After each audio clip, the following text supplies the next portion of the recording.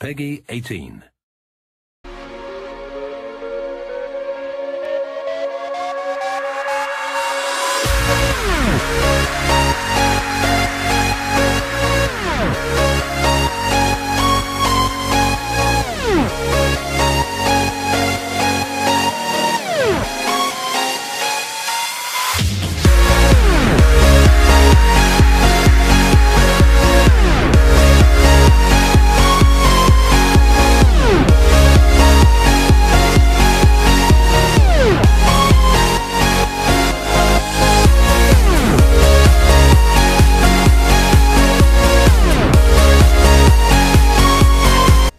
Eh bien salut tout le monde, c'est Sébastien des triplés du game et aujourd'hui on se retrouve pour la première vidéo du guide pour bien survivre sur DayZ Standalone. Je vous en dis pas plus, je vous dis à tout de suite. Donc pour commencer dans ce guide pour bien survivre dans DayZ Standalone, on va attaquer gentiment avec les bases du jeu. Donc je vais aborder 4 thèmes principaux dans cette première vidéo. Donc le premier est la description de la carte, en deuxième la composition d'une ville, en troisième les lieux du spawn, et en quatrième comment se repérer. Donc là je vous ai affiché une carte à l'écran pour commencer. Donc là vous pouvez voir c'est la carte de DayZ, il n'y a rien de plus simple, mais il faut savoir qu'il y a des villes où il y a plus de stuff que d'autres, et qui sont le plus peuplées par les joueurs. Donc en rouge ce sont les villes les plus peuplées et là où il y a le plus de stuff, et en noir, ce que j'ai entouré en noir, ce sont les aéroports de l'armée, les deux petits airstrips qui sont situés près des côtes, et l'airfield qui est au centre de la map, un peu légèrement à gauche, mais qui reste quand même vers le centre, et qui est quand même l'un des endroits, je dirais pas les plus peuplés, excusez-moi, mais là où il y a le plus de stuff quand il n'a pas été fouillé, bien sûr. Donc là je vais vous rebalancer une autre carte à l'écran, et celle-là est un petit peu différente. Donc on peut reconnaître la carte d'avant avec la côte sur le côté droit et le bas de la photo. Donc cette carte, vous l'avez peut-être deviné, c'est une carte, je dirais, thermique entre guillemets. C'est là où il y a le plus de stuff et là où il risque d'y avoir le plus de monde. Donc j'ai entouré en rouge les villes principales et en noir les aéroports de l'armée. Donc rien de plus là-dessus.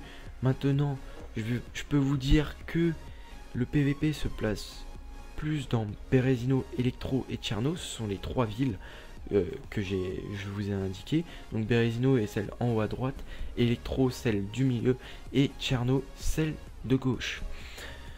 Donc maintenant nous allons passer aux compositions d'une ville. À tout de suite. Voilà le premier thème fini, nous allons nous attaquer au deuxième, donc composition d'une ville.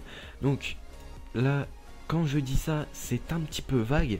En clair, pour reconnaître une ville assez grande, et ben je vais vous indiquer les bâtiments qu'il y a le plus souvent dans les villes, car sur DayZ, si vous ne le savez pas, les bâtiments d'une ville, par exemple les églises, sont toutes les mêmes. Il n'y en a pas une différente de l'autre. Par contre, bon là j'ai dit une exception, je crois qu'il y en a deux différentes, mais par exemple pour un commissariat ça restera toujours la même. Donc là je vais vous balancer à l'écran le commissariat. Donc voici un screenshot que j'ai pris en jouant. Donc le commissariat ressemble à ça. Vous pouvez reconnaître aussi les voitures de police sur les côtés du commissariat. Maintenant nous allons passer à l'école. Donc l'école c'est un bâtiment où il y a pas mal de stuff, mais il reste assez dangereux car justement il y a du peuple. Maintenant l'église qui est tout le temps celle-là, mis à part une autre qui est un peu plus grande je crois, qui se situe vers Electro, je ne suis pas très sûr de ce que je dis là-dessus. Voilà quelques bâtiments, quelques immeubles à vrai dire banals qu'on voit souvent dans les villes. Ça c'est encore un autre bâtiment, encore trois autres, bon même si on a deux mêmes, et encore un autre. Celui-là, petite parenthèse, on peut trouver pas mal de nourriture et un peu de soins. Voilà pour cette deuxième partie de vidéo. Donc maintenant nous allons nous attaquer à la troisième partie de cette vidéo, qui est peut-être l'une des plus intéressantes, c'est les spawns. Donc les spawns, c'est un peu vague sur DayZ, sur la carte, je veux dire. Mais j'ai réussi un peu, je vais réussir un peu à vous en parler. Donc déjà, les spawns, vous pouvez voir la côte. Donc j'ai tracé un trait noir tout le long de la côte, juste qui dépasse un petit peu en haut à gauche. Pourquoi? Parce qu'il y a une ville en haut à gauche qui vient d'être créée. Je n'ai pas trouvé de carte suffisamment de bonne qualité pour voir la ville, pour que ça soit potable pour vous. Donc j'ai trouvé une carte qui est un peu moins récente, mais il manque juste cette ville. C'est une ville en haut, là où le trait part à gauche. On peut y spawn, c'est pour ça que j'ai mis ce trait là. On peut spawn également maintenant, depuis quelques temps, à l'airstrip qui est en haut à droite. Donc c'est l'airstrip avec les deux points. Donc j'ai entouré les deux spawns, donc un au-dessus, un en dessous de l'airstrip. Nous pouvons spawn sur toute la côte, franchement, à part sur des kilomètres, quelques kilomètres où on ne peut pas spawn, mais vous allez spawn sur la côte le plus récemment. Après, moi en ce moment par exemple, car DayZ est encore en pré-alpha, donc c'est normal qu'il peut y avoir des bugs. Par exemple, moi j'ai le bug où je spawn que vers le haut de la map. Quand je dis que vers le haut, c'est que vers le côté en haut à droite de la map, donc vers la nouvelle ville et vers Berezino, la grande ville que j'ai entourée dans les trois grandes villes, celle qui est en haut à droite. Et c'est un petit peu dérangeant. Par exemple, pour la vidéo, je vais vous afficher des 360 à quelques spawns que j'ai pu spawner, mais je n'ai pas pu vous afficher ceux du bas car malheureusement j'ai pas pu y spawn. Donc voilà tout pour cette troisième partie.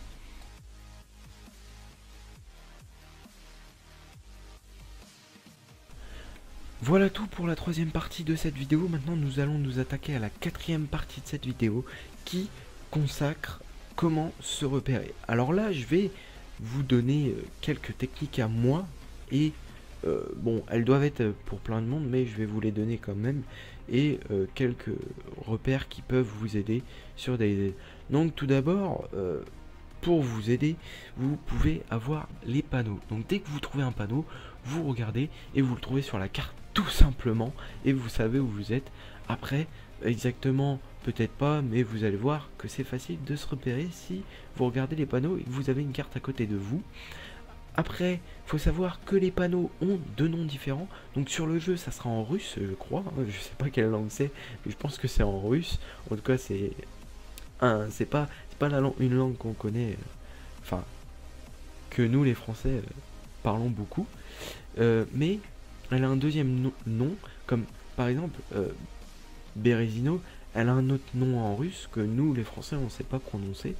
Mais par contre, ils lui ont mis un nom, Berezino, un nom que nous on peut prononcer. Donc ça faut le savoir pour pas se dire mais je comprends pas, je vois pas pourquoi sur la carte je vois ce nom là, mais sur le jeu ça me dit pas ce nom là, pourtant ça devrait être là, tout ça. Non non, regardez sur la carte, il y a deux noms affichés à chaque ville. Voilà, c'est ça. Maintenant, pour se repérer, vous pouvez utiliser la boussole. Bon, par contre ça faut la trouver, hein. La boussole c'est le nord est en haut, l'ouest à gauche et l'est à droite et le sud en bas, comme dans la vraie vie, hein, normal. Par contre faut la trouver. Donc ce qui est bien avec ça, c'est par exemple vous allez à l'airfield, imaginons, vous y allez par les routes pour pas vous perdre et être sûr d'y aller. Mais par contre pour le retour, vous pouvez faire du plein est.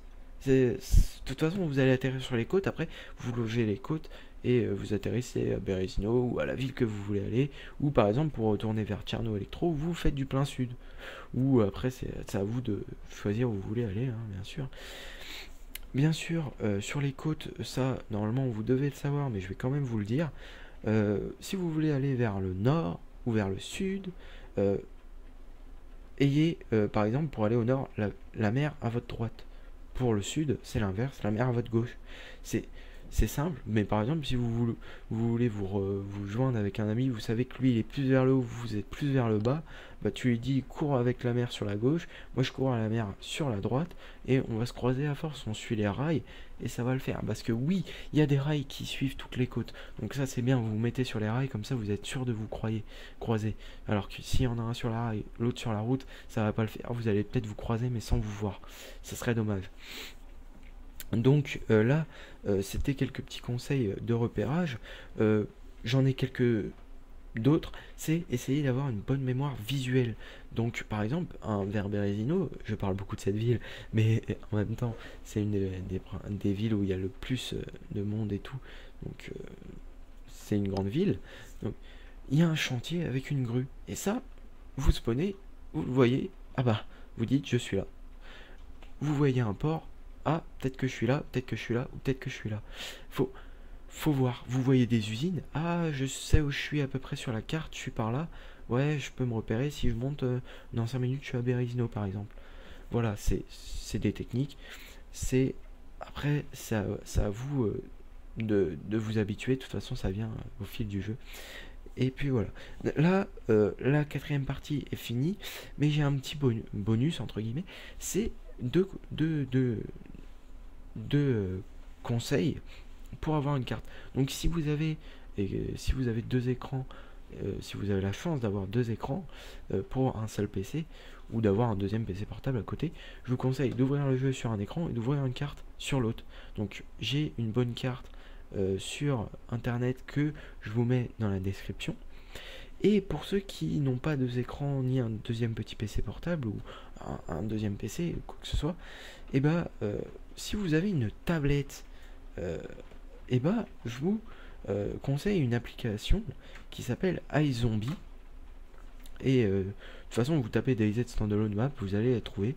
Et cette carte-là, elle est comme celle du site presque, mais sur tablette, ce qui permet de se repérer, d'avoir une tablette juste à côté de son clavier, de regarder directement. C'est super simple et super pratique. Voilà tout pour cette vidéo.